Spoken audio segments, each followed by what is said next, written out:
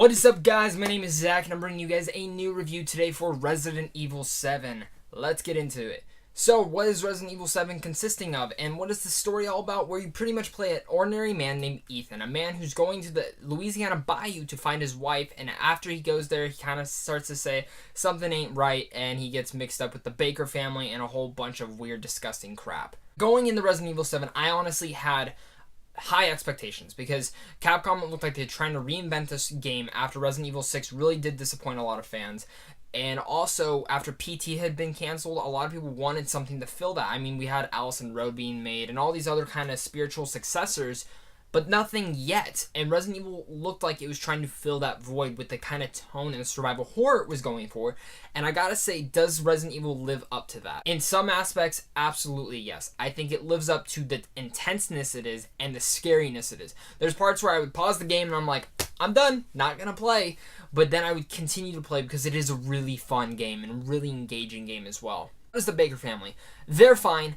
I liked them. I think some people might be disappointed by some of them. There are aspects of them I am disappointed in that I'll get to in a second. And then there's aspects I really do like about the family. The mother in it, though, is terrifying. And there's one aspect to the whole family that when the whole game you're like, okay, that has to tie in. That has to go into here. It's gonna happen. And when it finally happens, it happens at one part. And I'm not gonna spoil what that aspect is. When you finally figure out what is going on, you're like, holy crap, jaw drop, and it was awesome. What can I say more about that? Other things about Resident Evil is, like I said, it does do great intense. It had me thinking on my feet for every single situation, because each situation, when you go into a different room, different situation, different fight, different run, hide, whatever you could do. Most of the time, I would pretty much just run in the game instead of trying to fight, because I did want to save up my ammo for any big boss battles. And yes, there are boss battles, and I gotta say, they're fantastic. Some of the cinematic playthroughs of these are absolutely great, and literally as the boss battle would happen, the dynamic would change so fast. You would have to be like, oh my god, I have to switch back and forth, I have to switch to this and hurry up and fix this and kill this, and it would just keep thinking you on your feet of like, what am I supposed to do next for the story? Because if I can't keep surviving, what am I going to do? Great thing for it to do that way, of not knowing what to do next as the bosses would change and their dynamics would change, and it was just a great way to see that. But going back to the story, I do want to talk about that. I think people who are looking for a very heavy story are going to get a little lackluster from this. There is a heavy story emphasis to this, and I did enjoy the story, but you don't really get a lot of story aspects till maybe the last 2 hours of the game. And even then, I think some people might still be disappointed by that. Because the whole game, it's pretty much you're focusing on and keeps you engaged because you want to escape and see what's going to happen. But does it pay off? For me, it did. But I know some people probably won't have that payoff I had. A lot of people are probably asking, well, does it tie into the Resident Evil franchise? Yeah, it does. I enjoyed what they did, but I didn't think it was a huge thing. And if you've never played a Resident Evil game, I think you could start here and be completely fine. You might be lost on two things, but you can just look them up and be like, oh, okay, that's pretty cool. I mean, I know there's some people that are going to be like that, but if you've never played a Resident Evil game, don't know anything about it, this is the game I think you could probably start in and be like, oh, wow, this is really cool. It does leave me some options to see where they're going to go next with the franchise, because that's something I really do want to see where they're going to go. So overall, is Resident Evil 7 a disappointing game? No, I really enjoyed Resident Evil. I think it was scary, it was intense. They didn't rely on jump scares, which is a huge thing for me.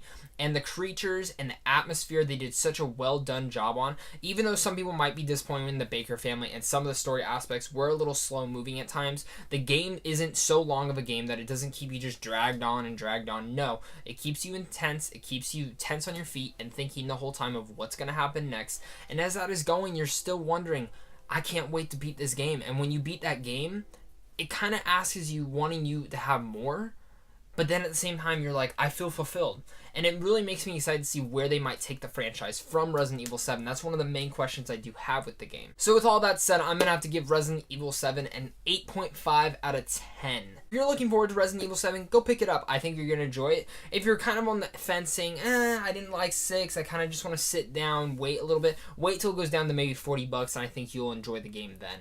But what I do want to get into really fast is some spoiler-rich details, because I want to talk about it. So if you haven't played the game and you don't want to hear the spoilers, leave from here. You already know my opinion, but let's get into it. Spoiler alert, and spoiler alert. Chris Redfield's in the game. Yes, I said it. Chris Redfield is in the game. I thought that was a cool aspect for them to do. It was funny. If you watch my live stream I did of it, and one of the first things I was like, wouldn't it be funny if like Leon Kennedy or Chris Redfield just came down from a helicopter and saved you?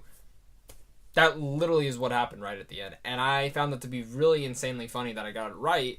But I like the tie-in. It's not huge. I was kind of expecting it, at least some character to show up.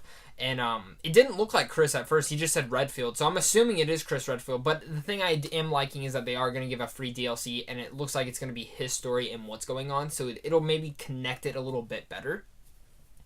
Another thing that I couldn't really get into is the Baker family. The Baker family overall I did enjoy. I liked their aspects to them. I liked a lot of things about them. But I think the thing that a lot of people might come away is that they aren't... It's kind of weird how they're...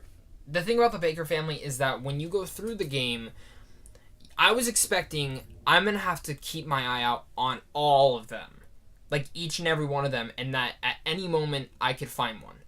To be honest, they're not that around that much. I was searching very well through the story. I was searching through the house very well. I think I ran into Jack 3 times. That wasn't supposed to be a story aspect. It was legit. I ran into Jack 3 times. And then he left the story. Because I killed him. And for me, I think some people might really be disappointed in that. I still felt on the edge of my seat because I knew I could hear him walking around. But I never saw him that much. Same with the mom, Margaret or something like that. I did run into her a couple more times, but it was because it was a more closed area. But the thing about her, she doesn't chase you that much. I had the flamethrower and I just burned her a couple times. And I would run away and I wouldn't see her. She didn't really go that far, and I think that's something that I was like, come on, let's see something else. Same with the I don't even know what the son's name was, the asshole son. Something else about him is you just don't really see a lot of him either. So, I mean, it was cool and all, but a little disappointing for that aspect. But I enjoyed it. And overall, I did enjoy Resident Evil 7. Those are pretty much just the spoilers things I wanted to get out there. Overall, though, I enjoyed the game. I think it's a fun game. And if you're still with here, feel free, go get the game. I think you're going to still enjoy it. And if you've already played the game, I hope, comment down below. Let me know what you guys thought of Resident Evil 7. I'm really curious to see what your guys' thoughts were, because that's one thing is this game hooking you back on? Do you trust Capcom to make another Resident Evil game? Or are you a little bit disappointed? Let me know down below. And thank you guys so much for watching. Make sure to subscribe if you enjoyed this video and look out for more very soon.